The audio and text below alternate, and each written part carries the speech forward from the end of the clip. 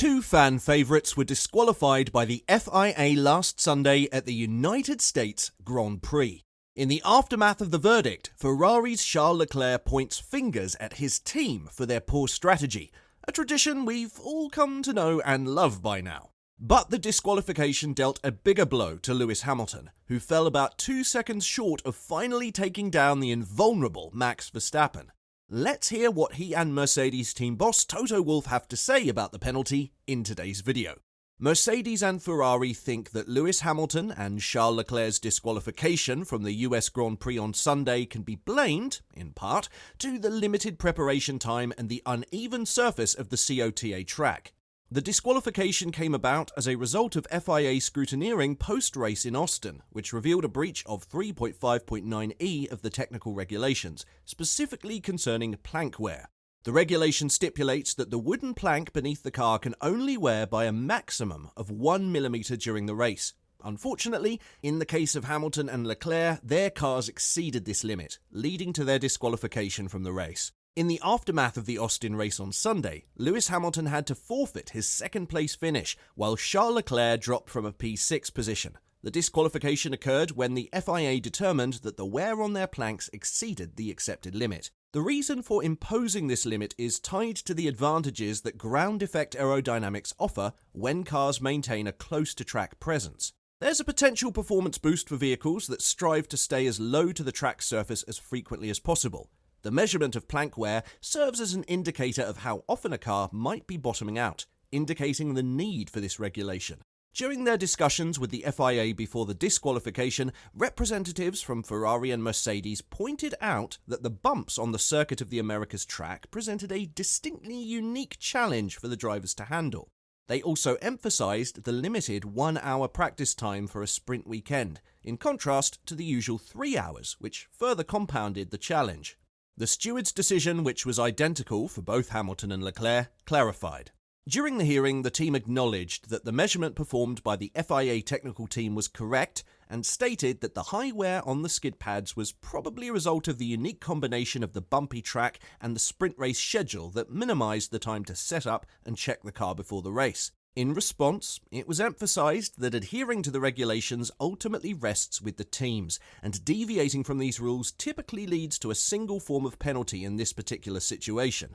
The stewards note that the onus is on the competitor to ensure that the car is in compliance with the regulations at all times during an event. In this particular case, the rear skid in the area defined in the technical delegate's report was outside of the thresholds outlined in Article 3.5.9e of the FIA Formula 1 technical regulations, which includes a tolerance for wear. Therefore, the standard penalty for a breach of the technical regulations is imposed. Despite losing his second-place finish at the United States Grand Prix due to a failed floor and plank inspection on his W14, Lewis Hamilton emphasized that this setback does not diminish the progress made by Mercedes in Austin. At the Circuit of the Americas, they introduced their final significant upgrade for the season, equipping both Hamilton and George Russell's cars with new floors. On Friday, Hamilton openly acknowledged the impact of the upgrades and expressed that he could feel the difference. This was evident when he qualified in the third position, just 0.139 seconds behind the pole position. He then went on to secure a second-place finish in the Grand Prix, showcasing an impressive pursuit of Max Verstappen and entering the conversation for the race win. In the post-race debrief, Hamilton shared his thoughts, saying, "It is, of course, disappointing to be disqualified post-race, but that doesn't take away from the progress we've made this weekend. We had good pace and I was feeling great in the car. It was tough racing those around me as they were so quick, but we can be happy with many things. I feel positive as we're moving forward, even if reflecting on it we could have possibly won. The plank on Hamilton's W14 was discovered to be thinner than the required minimum thickness of 9mm. Charles Leclerc of Ferrari also faced a similar issue regarding this regulation. Toto Wolff, the head of Mercedes Motorsport, openly acknowledged that this was a setup problem and admitted to the team's mistake.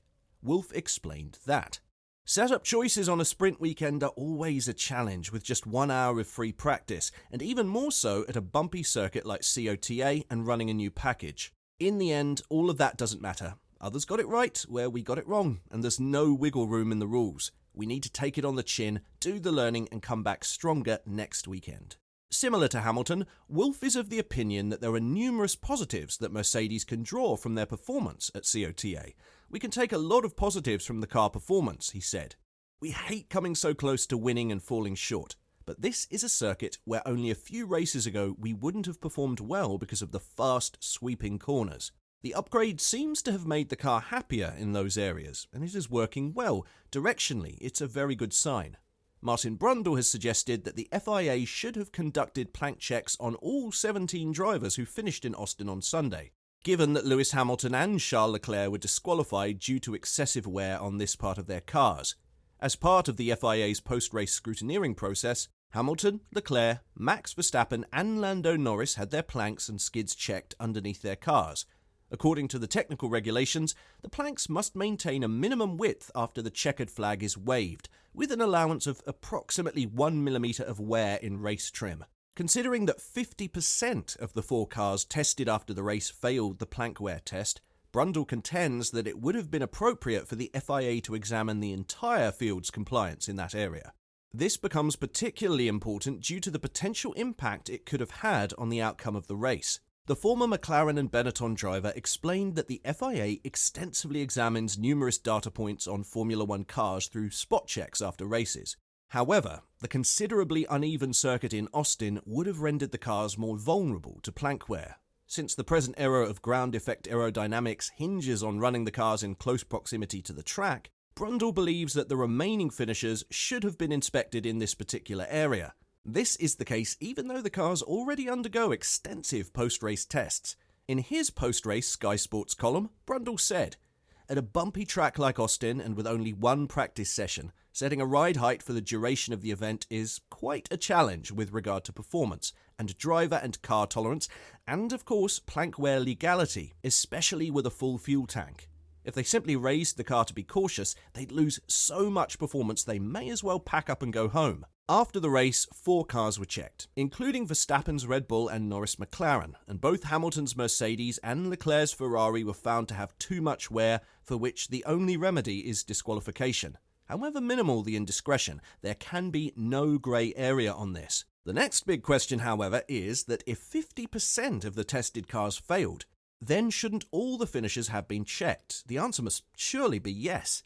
It must be said that the FIA checks pre- and post-race are beyond comprehensive. The published list includes over 50 separate and detailed checks, mostly on all classified finishers and a few on randomly selected cars. Charles Leclerc expressed his frustration with a disappointing 6th place finish at the United States Grand Prix, which he attributed to his one-stop strategy, leaving the driver unhappy with Ferrari's decision. Throughout the race, Leclerc received repeated messages from his engineer, Xavier Marcos Padros, urging him to conserve his tyres. However, as the race approached its conclusion and he found himself in the 6th position, Leclerc had the final say regarding his tyre management. He said, "Couldn't do any better with that strategy. I think I maximised everything with that strategy. Doesn't matter when we have such a shit result." Ferrari team boss Fred Vasseur expressed surprise at Charles Leclerc's grievances regarding his strategy. Vasseur was aware that the decision to opt for a one-stop strategy was primarily based on Leclerc's minimal tyre degradation during the race. He said, "I'm not sure why he complained about why, because he knows that." Does Martin Brundle have a point? Should the FIA have checked every car on the grid? Tell us what you think in the comments section down below. And, as always, don't forget to like and subscribe to the channel if you haven't. Thanks for watching.